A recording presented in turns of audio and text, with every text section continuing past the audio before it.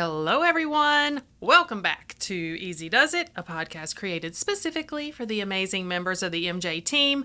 Rob and I are excited to be back with you for another great episode. Our topic today is limiting core beliefs. That's a mashup of what Rob thought we were talking about and what I thought we were talking about. So might get a little bit deep in here today, y'all. Y'all, I went downstairs and I was like, "You ready to do this thing?" And I looked on her sheet. I'm like, "That's not what I wrote down." But it's the same thing. I said, "Give me an example," and he said one, and I'm like, "Okay, we're talking about the same thing." Okay, good. Yep. So we're gonna talk about what are limiting core beliefs, where do they come from, how do they affect us in our lives, and most importantly, how can we challenge them? So I'm excited. But before we get to that, let's see what Rob has pulled out of the Would You Rather hat for today. Okay. So today's would you rather be one of the best in the world at one thing or be good at everything? I think be good at everything. Okay. I was hoping you were going to say the other, because the next question is, what is the one thing that you would want to be good at? But let's do that anyway. Like, if you could pick one, what thing in the world would you want to be good at?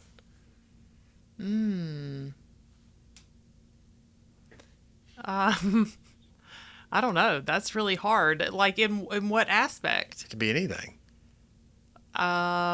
What one thing in the world that I would want to be good at?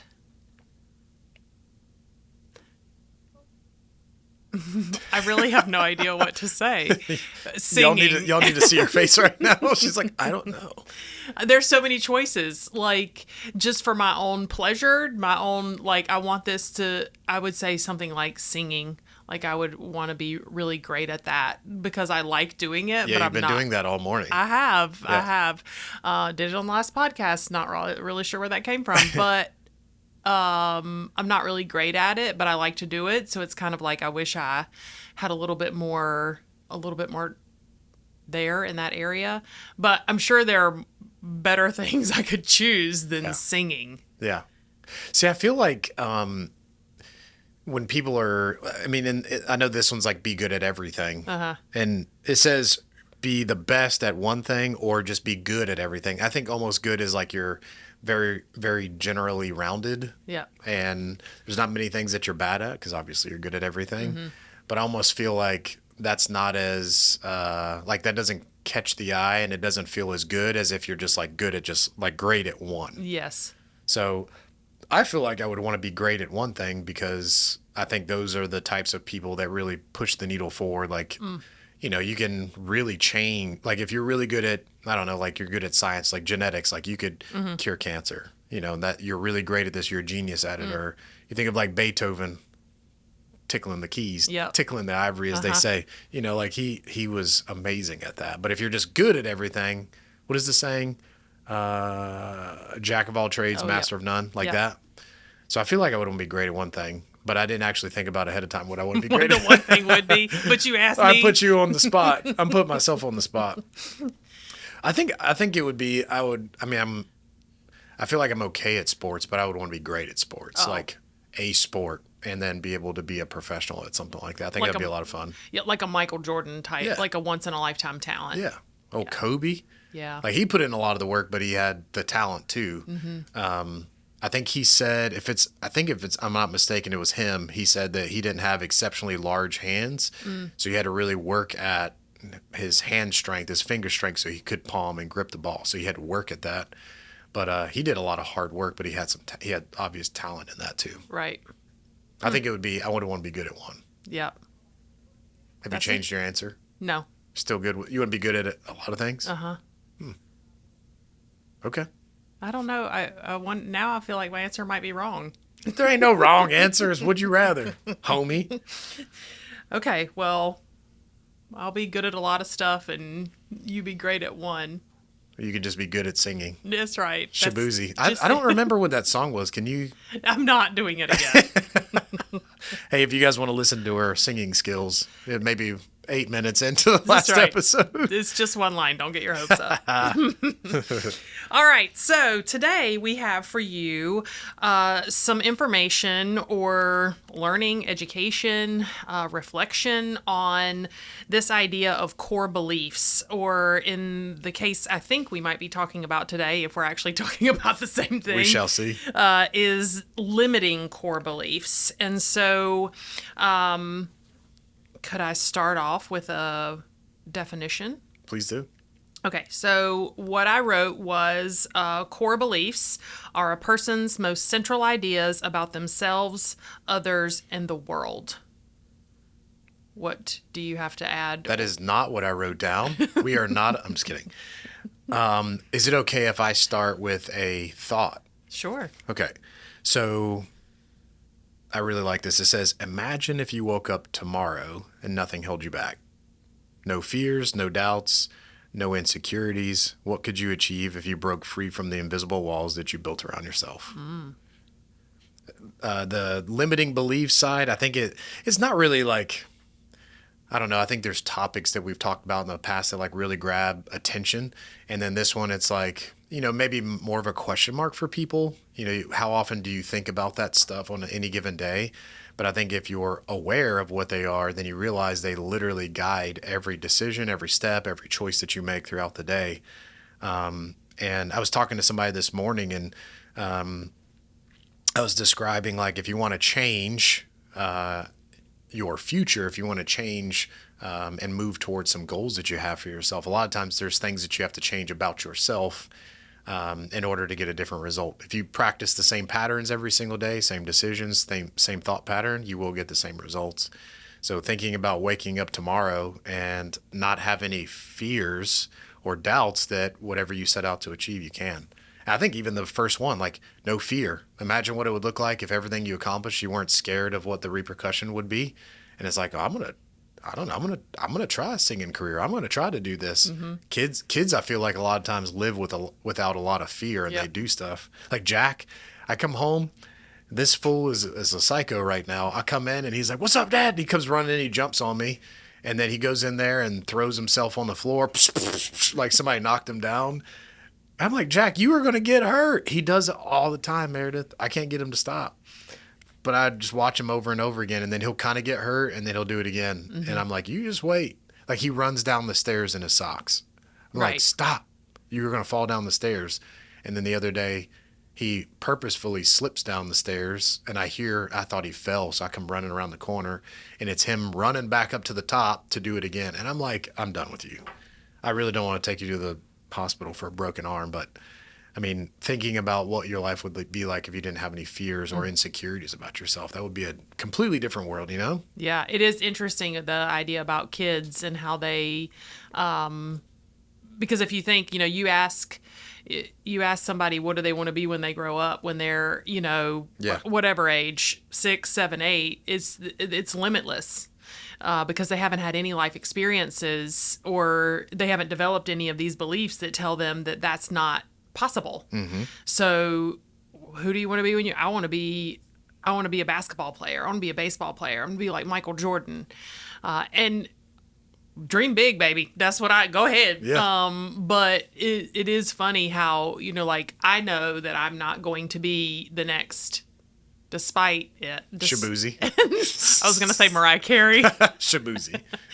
I know that that's not, but it's like my life experiences and what I know now is, but when you're younger, you don't recognize that that's not probably in the cards for you. Where do you feel like, what age would you say is the most common age that we figure that out? That it's, maybe that's not what I want to do because, and it's not because they, I don't know, maybe it is because somebody shuts them down, but at some point we learn it. Where do you think that is? I think that's one of this is probably getting off to a whole nother topic, but that's probably, I would think that's a lot of that happens during adolescence, which is why those middle school years are weird.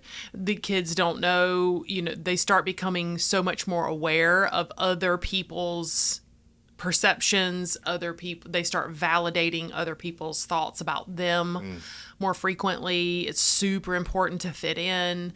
And so they start recognizing, well, if I try to sing like Mariah Carey, but I ain't Mariah Carey, then there's backlash for that. Yeah. And hear me clearly say, some kids can be mean, y'all. But even if kids aren't mean, they're old enough to pick up on the fact that I'm not good at this, or this is not my strength. So I think that those adolescent years, I think that's one of the reasons why it becomes a little bit more in lots of facets of their lives. It becomes really tricky then, because they're starting to recognize, like, okay, I am my own person with my own strengths, my own weaknesses, but then they start paying a whole lot of attention to what other people how other people feel about them. Yeah. And so it starts to shape how they feel about themselves. Yeah. Yeah. It's funny, like, as an adult, you can see that about your kids. I know you're in those years where you're starting to see all the things. You see that in your kids, and you want to encourage them to chase after the things they're passionate about, but then you also have to help them see certain realities. Maybe not the reality that they're making up for themselves right now, but if you really want to do that, you're going to have to work at it. So we see it as, like, maybe you need to work harder if you're not amazing at it, but then we see other talents that they have, and we're like, man, if you really just did this, but maybe that's not the thing that they see about themselves or that they're interested in. Yeah. Yeah, it is interesting which perspective, man. Yeah. Yeah, and a lot of this is kind of what we're talking about, is where do these core beliefs come from? And a lot of it comes from not a lot of it, all of it comes from our upbringing, our experiences that shaped kind of this thinking as we were younger. That's what shapes these core beliefs that all of us hold right now. 40, how old am I? 44. I still am carrying with me beliefs about myself, about others, about the world that were developed when I was a child. It was interesting that you said this earlier, is like, this is a topic like that I don't think people even recognize or think about. But the fact of the matter is every day you are making choices based on these beliefs that you have, these core beliefs that are kind of part of who you are. Sometimes they're great. I don't want people to think that everything that we think is negative. A lot of our thoughts are negative, BT dubs. There was a percentage that I had in my mind at one point, but I don't know it now. A lot of what it is negative, but that's our brain trying to protect us, right? Yeah. That's self-preservation. And so I think it's super important for people to recognize that these beliefs are part of you, and they are as much a part of you today as they were then. And if you don't recognize what they are, then the ones that are negative and reoccurring for you can have huge impacts on your life. Yeah. Jack last night, Jack and Charlie, maybe the past 3 days, have found it entertaining to sneak up on me and Susie while we're downstairs watching TV. And so we usually only watch probably about an hour of TV at night. Just Susie likes, there's this new show. It's like a millionaire renovation show or something, not millionaire, but whatever, one of those shows.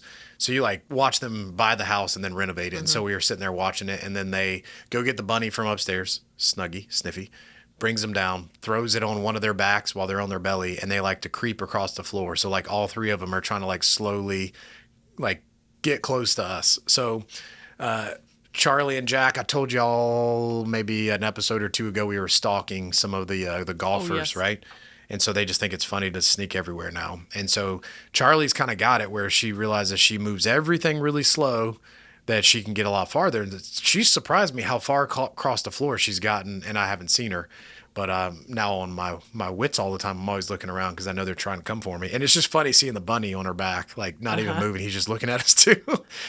But Jack hasn't figured out how to move slow, and he's like whispering to her, and it's like, Charlie, do you think they can see us? Like, it's so loud. And so she gets frustrated at him because she's like, Jack. And he's like, what? I didn't do anything. So she gets so frustrated with him. And every time that she gets caught, she blames it on him, because usually it is him, but sometimes it's not. So last night he gets frustrated, so he just storms off and goes upstairs. And he comes down later and I hear him crying to Susie. And then he comes over and sits down with me. I'm like, "What's up?" She keeps blaming stuff on me, and it hurts my feelings. And then she tattles about it. And so I'm realizing in the moment, I'm like, she's not like that. If he said something like that to her, it wouldn't phase her at all. For him, he's a little bit more sensitive. Mm-hmm. And so I'm telling him, like, buddy, like, if you let other people control your emotions, they have control over you. Now, granted, he's 9. I know he's probably not going to remember these lessons. It takes 7 times for somebody to hear it the first time. But I'm like, if you let her control your emotions, she will have control.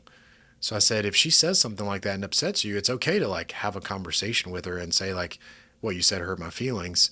But I said, also, you have to analyze and look at, why do I feel that way? And I said, I know you're a little bit more sensitive about stuff, but you've got to learn to be strong and build strength in that.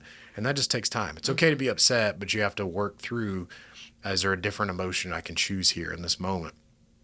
Again, he's 9. We're sitting on the couch with renovation show on.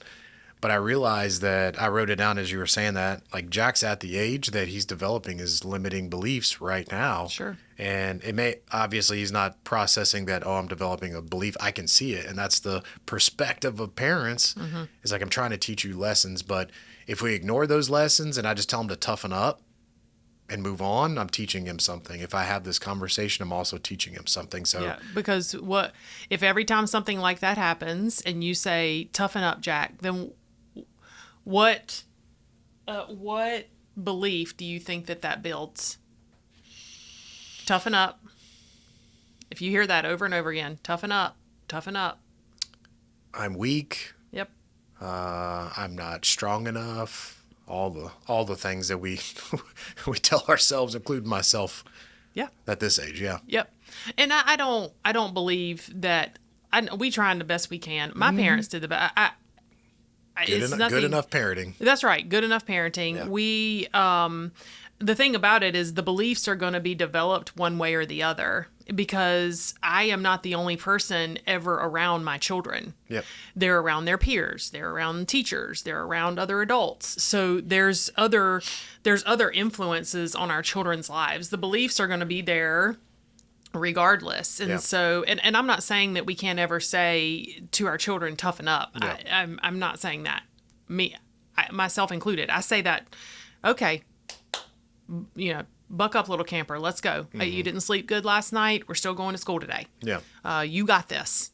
Right. So I'm not saying don't say toughen up. There are times when that conversation is warranted. Yeah. But if you think about, if the consistent message all the time is, don't feel your feelings, just power through, toughen up, don't talk to anybody about it, don't address them in any way, then what that does is eventually become a belief. That becomes a belief. If I say anything about how I'm feeling, then I'm weak.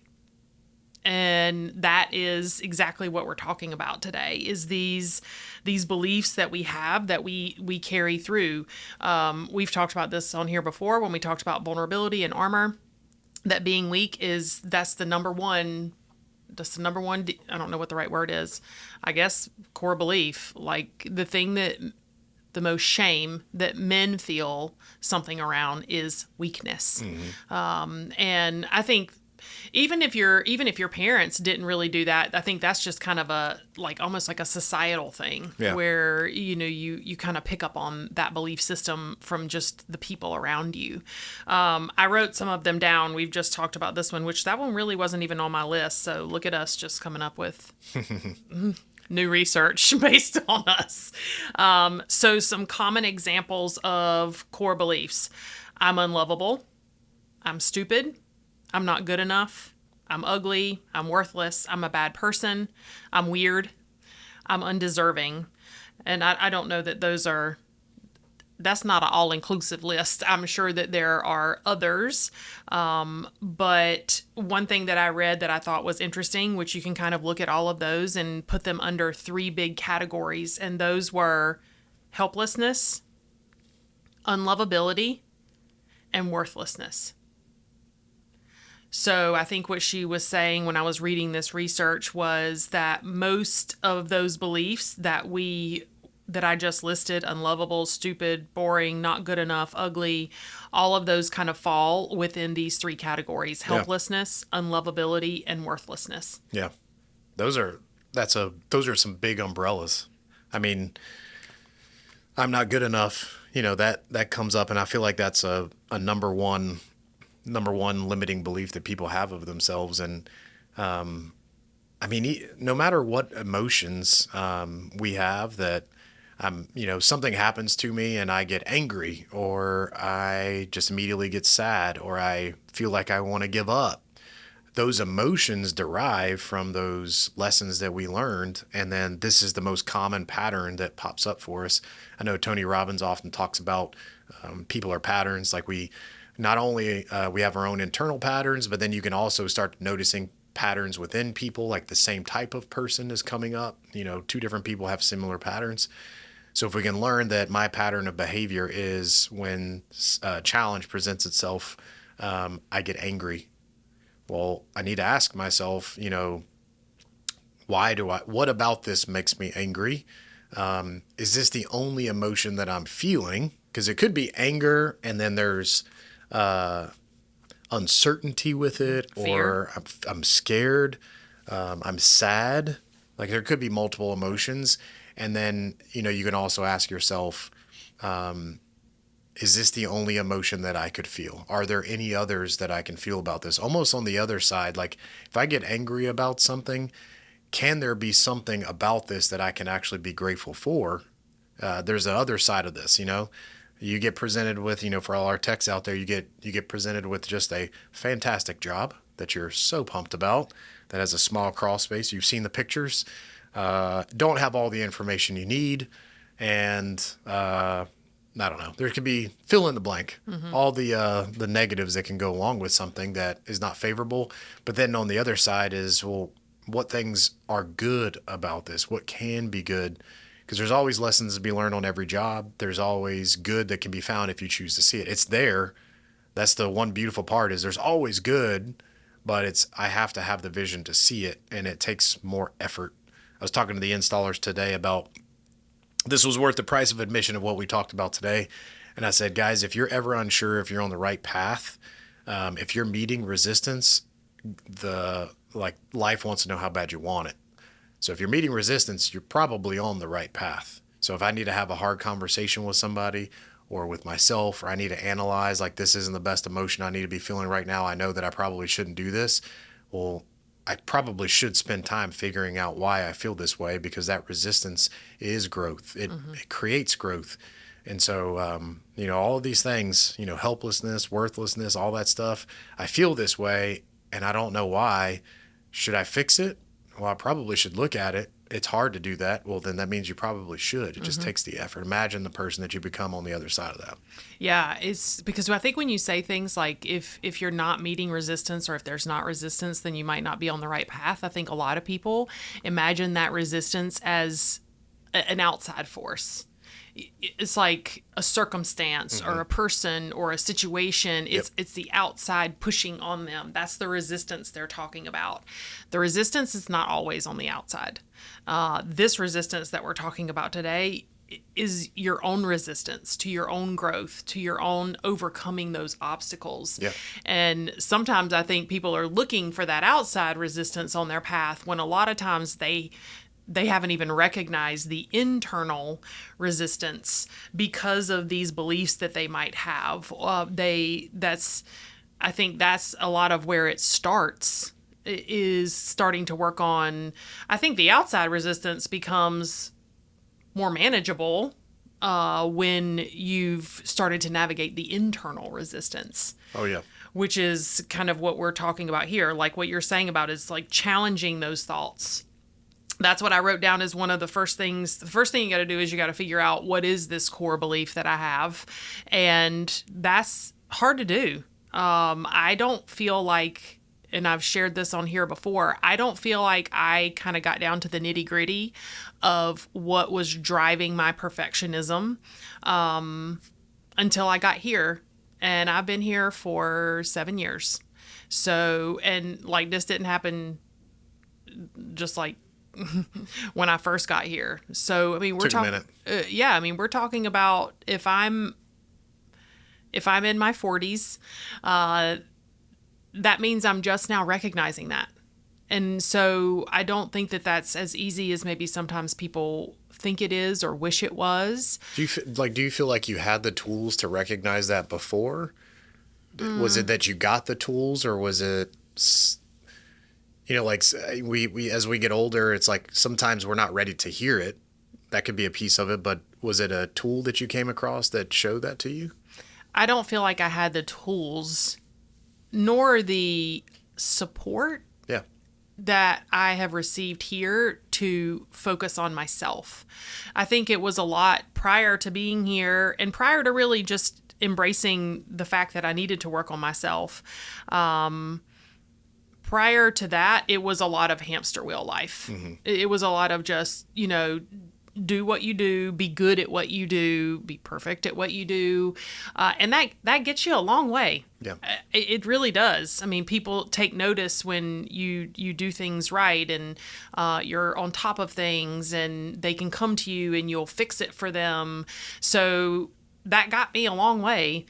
Maybe to the point where it was to my detriment, which it was. And so I think once I've been here, number one, I've been given the tools. Number two, I've had the support to say, yes, let's work on this. You should work on yourself. I think for me, maybe the thing, which I brought the book. Don't you know she was going to come up today? Mm-hmm. I brought the book, Brene Brown. You all know I talk about her all the time. And did you tell them about your Brene Brown tattoo that you got? The lies he tells. So I think that was kind of something that opened my eyes to what perfectionism actually is, which is a reflection of a core limiting belief for me, which is that that I'm not worthy, right? Unless I am perfecting and pleasing and doing everything right and getting good grades and being good at sports, all the things that I got praise for as a child. If I don't have those things, then what else am I besides that? And the answer is I'm a whole lot more besides that. Mm-hmm. But I don't think I was able to recognize that I was kind of hiding behind the perfectionism forever. The other day I was Mila, my oldest, she just finished driver's ed. Pass out on the floor. And I don't like that. I know. So they were doing 3-point turns. Yeah. And he told her, the instructor told her to look both ways before she backed up, I believe. And she only looked one way. And so she started backing up, and they got the brake on their side. And he's like, and he slammed on the brake. And she's like, like her mother, what happened? And he's like, did you see that other car over there just hit us? And she was like, what? And he's like, yeah, that car backed out of that driveway and it hit us. It didn't. He was trying to prove a point. Yeah. That she didn't look both ways. Right. I mean, I can imagine, because I have had this feeling so many times in my life. I can imagine it's like a burning sensation all through her body. Tears immediately. I don't know if she let them fall. Tears in her eyes, because she messed up. And that's terrible. We are all allowed to mess up. Yo, I will tell you, that's a moment she'll never forget. No, and so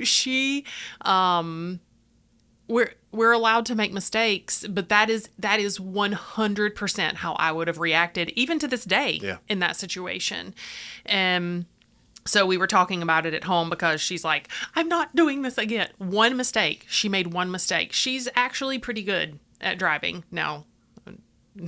Pretty good. In the neighborhood. We're not talking about like on 485 or anything, but we're talking about it later, and she's like, I'm not doing it again. I'm not going back. I'm like, okay, let's take a step back. You're going to need to drive for the rest of your life. So we are going to go back. But let's talk about what happened. Yeah. And so I told her later, I said, listen, I am a recovering perfectionist. And do you know, I am a recovering perfectionist, and she looked right at me. This is what happens when your kids get old. And she looked at me and she went, recovering? Oh, you slapped the taste out of her mouth immediately. She need to learn another lesson. I said, okay. I said, that's fair. And it is fair. I thought you were going to say, that's okay. Taking the door off your bedroom right now. Yeah, and it is fair. I mean, it is fair for her to question me on that because she sees probably a lot of my behaviors that still live in that area. It's not going to go away. Yeah. I've lived this way for so long. It's not going to go away. But I'm hoping with her that I can at least, and of course what I explained to her is like, honey, you've driven for all of like 6 hours. Yeah. It's expected that you're going to make mistakes. I think that he was trying to prove a point.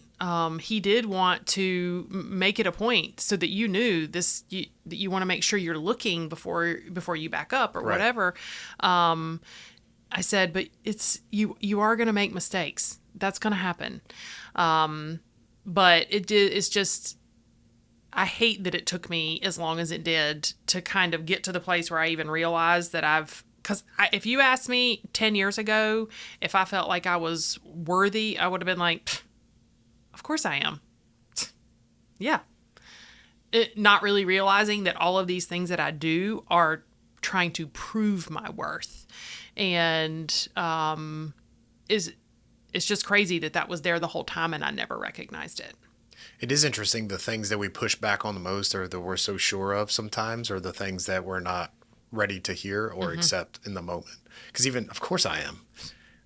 But even if somebody would have sat down, even if future Meredith would have been sitting there and like, think about this and the right question at the right moment, if you're even ready to hear it in the moment, sometimes it takes years of stumping your toe and figuring things out the hard way before you're actually ready for that.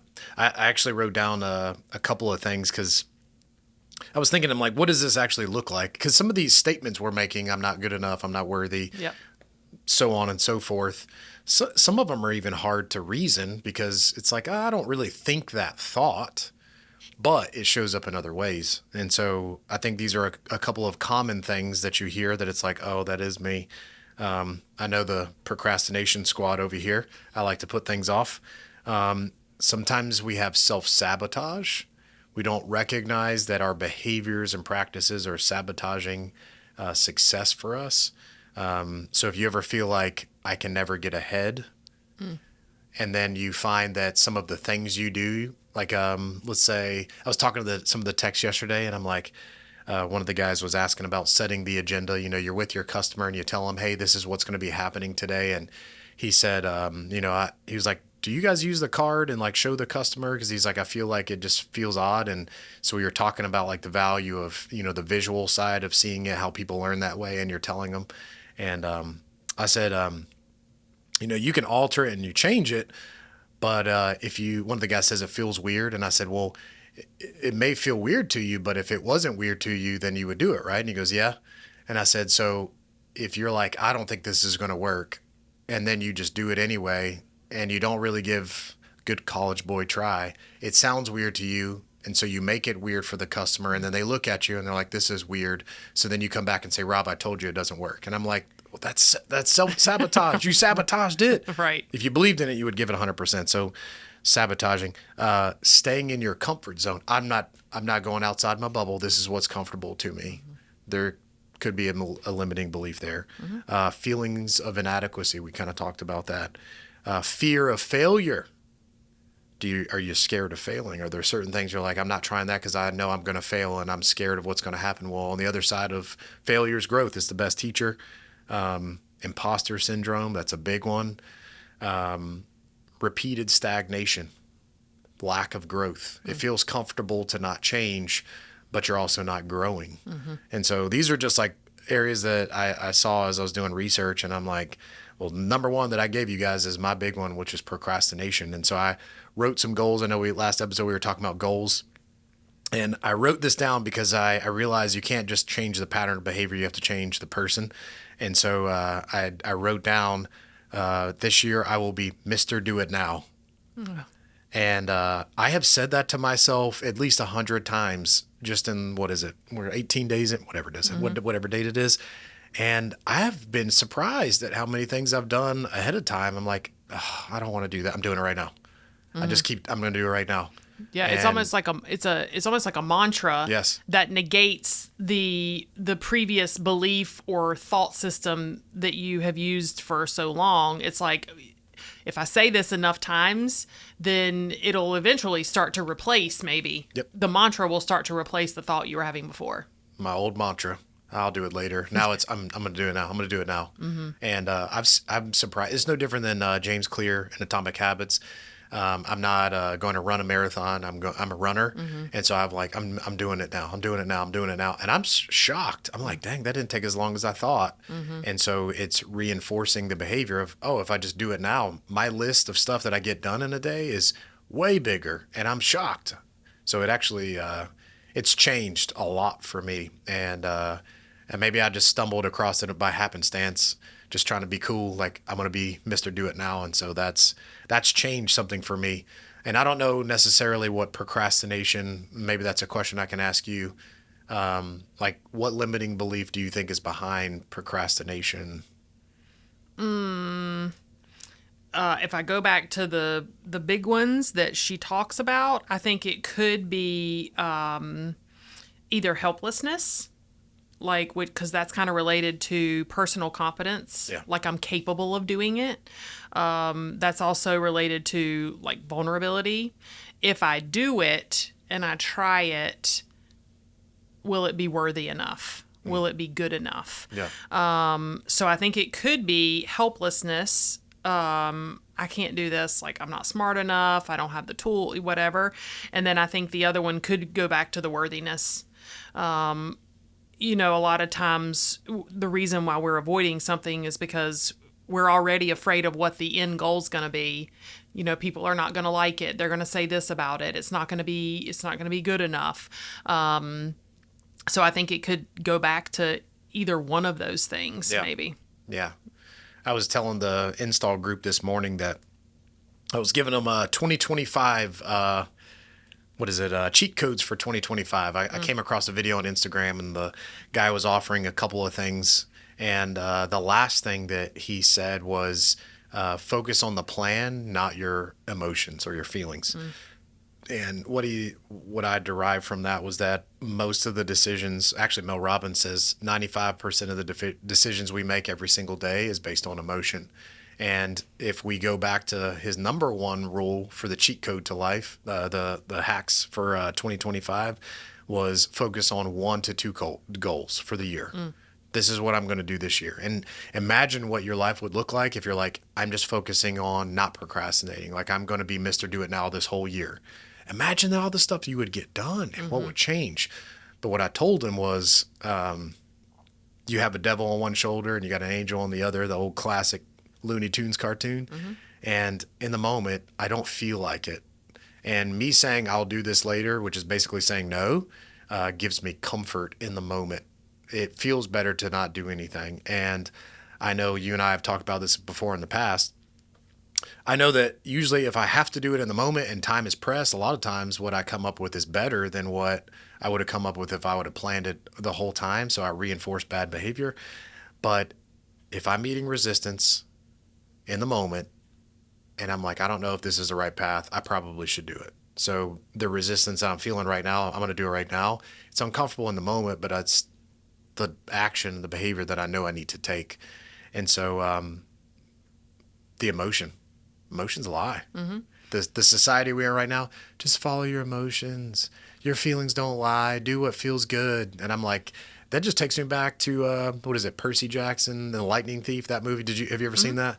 You remember the Lotus scene where they're in the Lotus Casino or whatever it was, and they're giving out the little lotus flowers to everybody, and it kind of puts everybody in a happy daze, and they're all having a good time, and take another lotus plant, and then Percy Jackson realizes, he's like, no, I don't want any more. And when he stops eating them, all of a sudden he starts realizing, like, some of these people have been here for like 50 years and they're old, but they still think that it's yesterday, and they lose track of time. So I feel like in the moment, it feels good in the moment to delay and to do things that feel good, But a lot of times those feel-good moments aren't in accordance with our plan, because plans executed well will be challenging, and they're meant to be. Yeah, I think it goes back to, with the feelings or the emotions. So I hope that most people who have been to a Tech Talks or have listened to anything that I've ever done about mindset, they remember that triangle. It's called the cognitive triangle. I don't expect them to remember that, but it's called it's a triangle. And in that triangle are thoughts, feelings, behaviors. Thoughts, feelings, behaviors. So if we're only paying attention to the feeling piece and negating the thought piece, then we're not really addressing where the emotion is coming from or where the feeling is coming from. Yeah. So while I think that we should pay attention to what our emotions are, like you were saying, I'm feeling angry, I'm feeling frustrated, I'm feeling fear, whatever that is, I think then the next step, sometimes we stop there at the emotion, but we need to really go backwards and say, what is the thought that is prompting this emotion? Yep. Because we don't do anything that our thoughts haven't already prompted. Mm-hmm. That's how it goes. Thoughts, feelings, behaviors. That's what the triangle does. So we're always in that continuous cycle. So we have to go back to the thoughts before we can then do anything about the feelings or the behaviors. Yeah.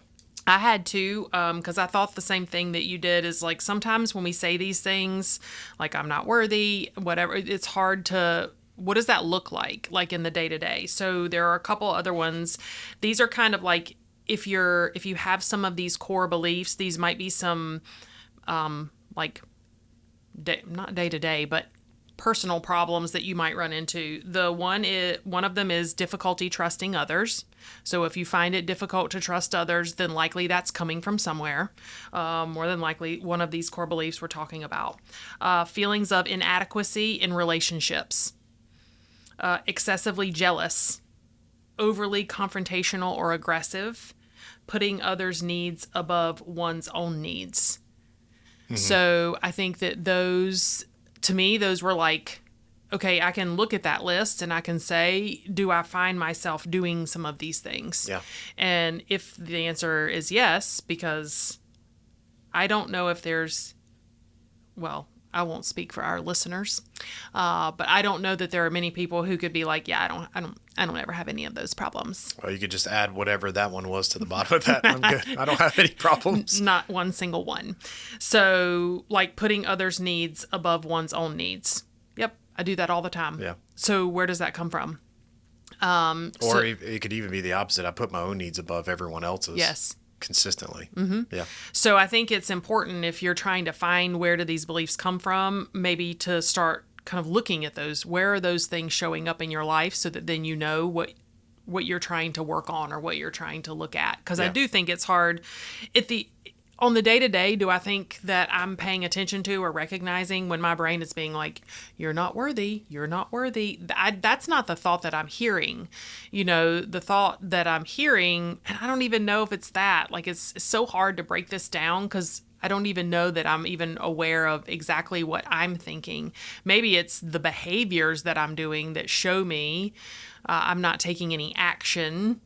I don't know. It's... Like we've got some exciting things coming up for the podcast, and you talked about imposter syndrome. So when I think about the things we have coming up for the podcast, immediately my first thought is, I don't know if I'm the right person for this. That's imposter syndrome. That's just happened within the past couple weeks. How's that happening? I've been working on this for so long. But that's just, I think that's what we have to pay attention to. Why do I think that I am not cut out for this? So I think that it's hard in the day-to-day because I don't think anybody's saying I'm unlovable, I'm worthless, I'm undeserving. I think it's kind of these other things that come up in our thoughts on the day-to-day that kind of show us where these beliefs are holding us back. Yeah, and it is very difficult to pick up on those in the moment. But I think when you really, going back to the cheat codes, I'm going to focus on one thing this year, and it's going to be being aware of my thoughts. And if you're like, that's all I'm going to think about even if you just said for the next month, all I'm going to do is just think about my thoughts and be aware of that. Like maybe you have to have a reminder on your desk, or maybe you set a reminder on your phone every hour. I get a notification, think about your thoughts, be aware of your thoughts. The repetition on that will make it more aware so you don't need the reminder. But then the next step past that is, what do I do with these thoughts? I have consistent feelings of inadequacy. Okay. I need to ask myself, why do I feel that way? Where is that coming from? And then that's where the soul searching comes from. Where did that first show up for me?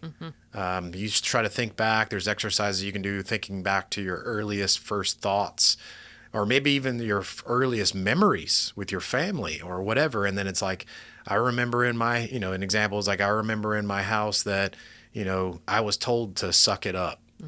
Jack, I need you to be tough.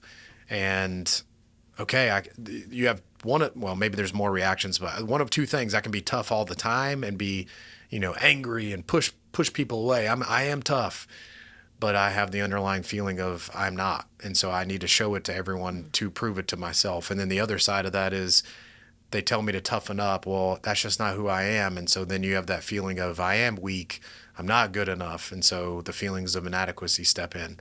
So if you feel that feeling, any of these core beliefs, it usually shows up in a pattern of behavior in our life. So then the first step is being aware of it. Next step is asking where it comes from, and then that's soul searching. So I'm right there with you. I was just telling you, this is for our listeners, because I was telling Meredith prior, like I'm working on a class right now, and I'm stuck. And so I'm like, which piece do I work on? So then I'm sitting there and I'm starting to work and I'm starting to type, and then I get a tangent thought and I'm like, oh, I can look this up and maybe this will help give me clarity. And the next thing you know, 20 minutes goes by and I'm like looking at videos to help me with it. And then I'm like, oh, this is interesting. And then I go down the path of research, quote unquote. And then I'm like, okay, I just wasted 15 minutes. It's a procrastination thing. So then it's like, I missed her, do it now. I need to get back in it. And so we find ourselves in these moments. And I don't think that there's an expectation of that we have to be perfect and we have to get it right all the time. No different than good enough parenting. It's just good enough life. But I still have to hold the line on, okay, I told myself I want to have a pattern of behavior that's changed. I have to be committed to that as much as I can, as often as I can. And it takes work. But I think we all know that it's worth it. It's 100% worth it to make these tiny changes. But we can't have the expectation that we will be perfect in it. We will fail and stumble. Yeah, I wrote this down. I read this too. Sometimes you have to gain a lot of evidence. The word they used was amass. You have to amass a lot of evidence that contradicts the beliefs before you can let them go. So you have to try a lot of things. You have to put yourself out there a bunch of times. You have to, so like I wrote, when we were talking about how to challenge them, so Rob has already kind of said you have to identify them, look for patterns, where do they come from? This thing that I also wrote down here was a lot of times these beliefs then create rules, like these unspoken rules we have in our head. So an example of one of those rules might be, if I make a mistake, then I'm a bad person, or I failed, I'm a failure. If my kids, this is one that I carried around for a whole long time. If my kids don't have the right thing, like if they don't show up with the right materials, if they don't have if I'm not on top of all of these things, then I'm a bad mother. That's a rule that I made. Nobody said that to me. That is a rule I made up in my head, probably a spawn of my perfectionism, right? So what I had to do is I had to start just, if she doesn't have what she needs, she doesn't have what she needs. And then what I had to prove to myself over and over again is that everything was just fine. Nobody came knocking at the door telling me how bad I was at momming. She survived. We all survived. So but I had to do that. It's hard for me to let go of some of those things. And so I've had to do that over and over and over again to kind of get this evidence in my head. If everybody doesn't show up just right for everything, it will be okay. And so will I. And nobody will think any less of me if if that's the thought that I had before. Yeah. But I think that goes back to, these thoughts are self-perpetuating. They're like magnets. They're going to draw more and more and more evidence to say, yep, that's right. This belief that I have, it's right. So sometimes you have to gain a lot of things on the other side to challenge them. Yeah. And I don't think that that's easy. So I think people have to be ready to put a lot of effort into kind of changing some of these things they might have carried around with them for a long time. Yeah. And it is challenging for us to challenge our own thoughts, because once we have those limiting beliefs or just beliefs in general, we search for things in the world to prove that our belief system is correct, which is no different than having a debate with somebody. You're having a debate because you feel like your side is correct. Mm-hmm. And so we do that for ourselves with any situation we find ourselves in. Is this limiting belief is correct, and I'm going to find evidence within this situation to prove it right to myself. Yep. I know we talked about earlier before we hopped on the pod is like they're a universal center line of it's not my belief or their belief. There's just a belief in the middle. And that's a search, figuring out what the middle ground is. But I think if we have grace for the fact that there may be other vantage points that I'm just not seeing here and being open to hear other people's, then I think that's the first step. I know we're talking about tools, like how can we break some of these beliefs? Much like we said, identifying it first is the big one, being aware. Journaling can be a good thing. I don't feel like it's cute. People talk about I journaled about today, but if you just write down your thoughts, write down the day, and then any emotions that may have come up for you in the day that you recognize, hey, I might need to change this. There's some questions that you can maybe ask yourself. A few of those after you write down the emotions about the situation or situations, asking yourself, why do I feel this way? Another one is, where is this emotion coming from? That's where you can do some soul searching of maybe those earliest thoughts. Where does this emotion most earliest come up for me? Another thought is this actually how it is? Mm-hmm. Maybe is that it might be like that for me, but is this actually how the emotion or situation actually is or playing out? Is this true, or is this something I've accepted? Is another thought. And the last two is, what would my life look like if this wasn't the case? And what steps can I take to change this about my reality? Mm-hmm. So these are easy questions to ask. They're not easy to answer. But I can guarantee you, if you start really thinking that there are other ways, people see the same situation I'm in different ways than me. So is this actually how it is? I don't know. Mm-hmm. I think there's some other things you might be able to see. So it's a tool that you can use. Yeah, I love that they are beliefs. They're not facts. These things, I'm not worthy, I'm not lovable. They're beliefs. They're not facts, and oftentimes are untrue. And so they feel like truths in our head, but a lot of times they're not. And sometimes just having the opportunity to step back and say, do I have any evidence to the contrary? Like you said earlier, what's another way this situation could be looked at? Yeah. Because oftentimes we've brought our own filter to the situation, and looking at it through a different lens helps us see, I'm bringing this to the situation. There is another option for what this can look like. I like what you just said. I'm bringing this to the situation. Yep. And there's more than one way to look at everything. And it's not just the way it is. It's not the way that I see it. It's the way that it is. But you have to see multiple sides.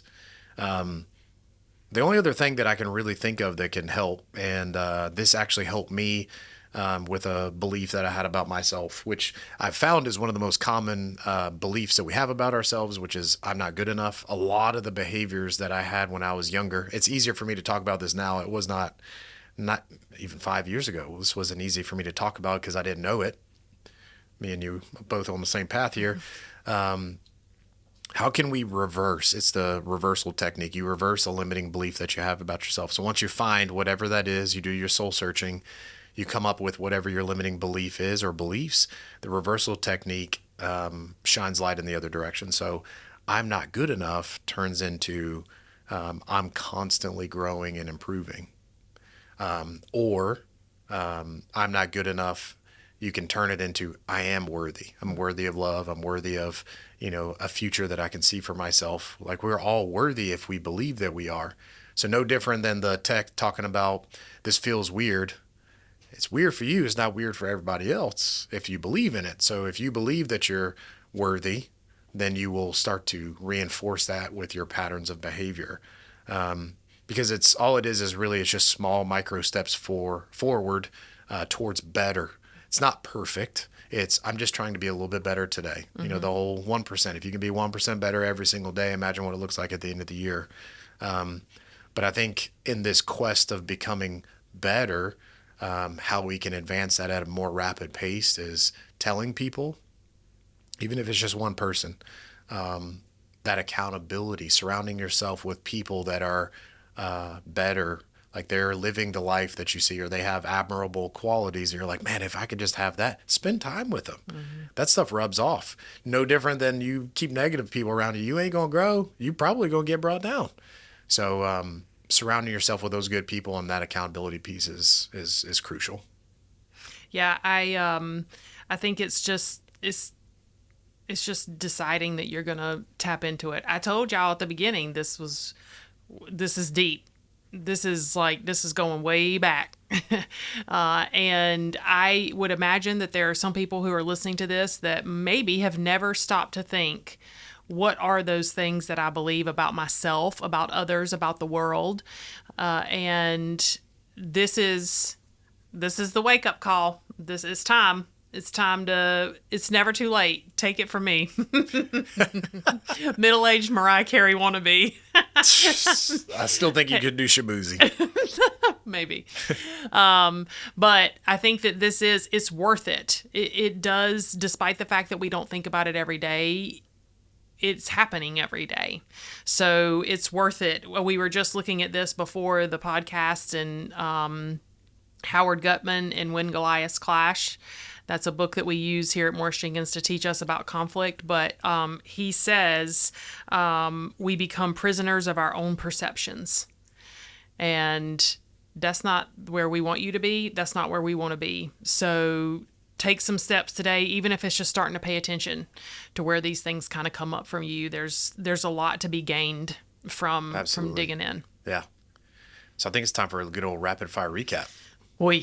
You ready? Yeah. Okay. You go. You fill in the blanks, homie. The things that I'd not known before that you had talked about, the cognitive triangle, thoughts, feelings, and behaviors, and it sounds like it goes in that order. I think that's a really big thought that people can walk away with today. We all have genetic predispositions to lean towards certain types of behaviors or limiting beliefs. No different than Jack, his emotions. We have to be conscious of what we say to our kids, because we're helping them create these limiting beliefs they may have about themselves or beliefs they have about the world. And I think it's important for us to recognize identifying what our limiting beliefs may not always be. I'm not worthy and whatnot. It's typical patterns of behavior, procrastination, self-sabotage, staying in our comfort zone. We need to challenge those. If we meet resistance in challenging those, we are on the right path. The world wants to know how bad we want it, so we need to lean in towards it and be willing to deal with the discomfort.